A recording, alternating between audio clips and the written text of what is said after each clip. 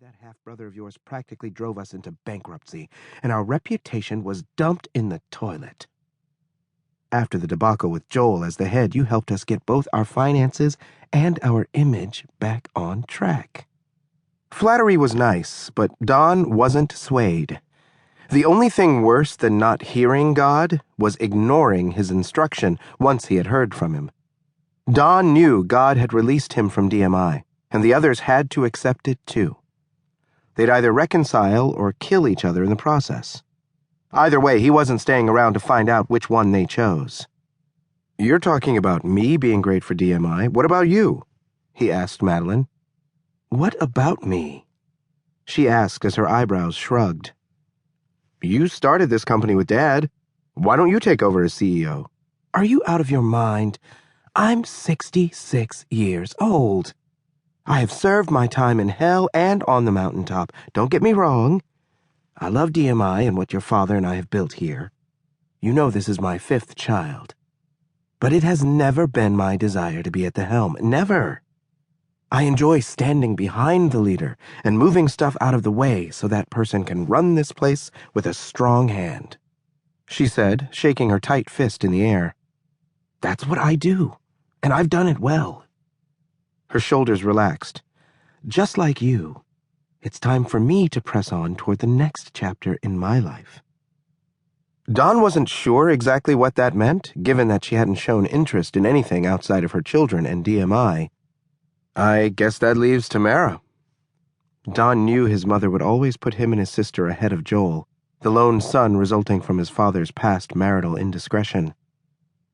Madeline's heart wept as she longed to have her estranged daughter run the family business, but she was too much of a businesswoman to squander their success by letting emotions rule her decisions.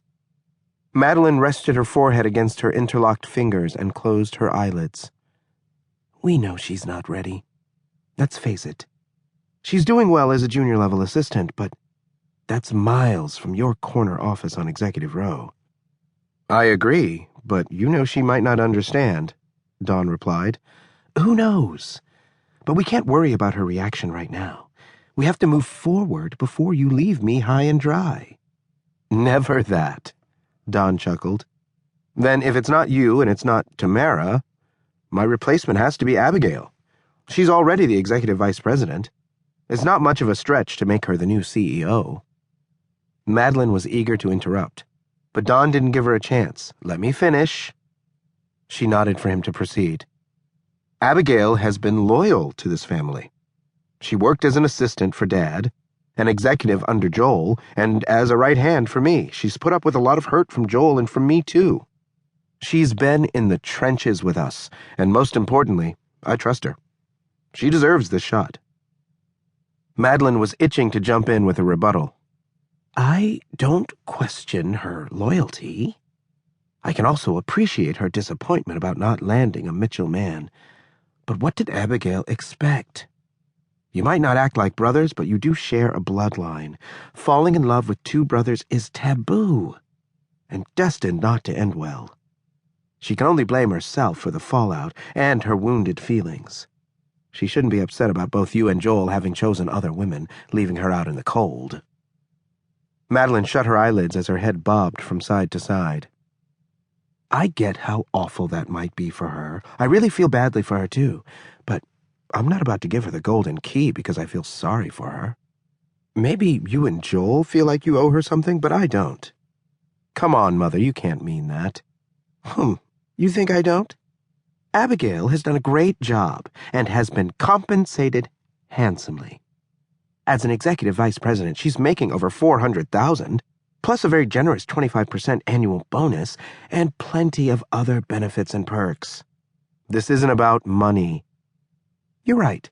It's about family, legacy, and birthright. Madeline gently glided the palm of her hand across the top of her head, pressing down any loose hairs.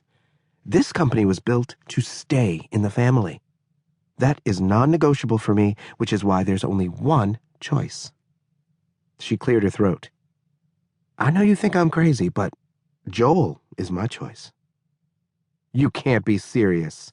He's gutsy, and I like that, Madeline said. You mean more?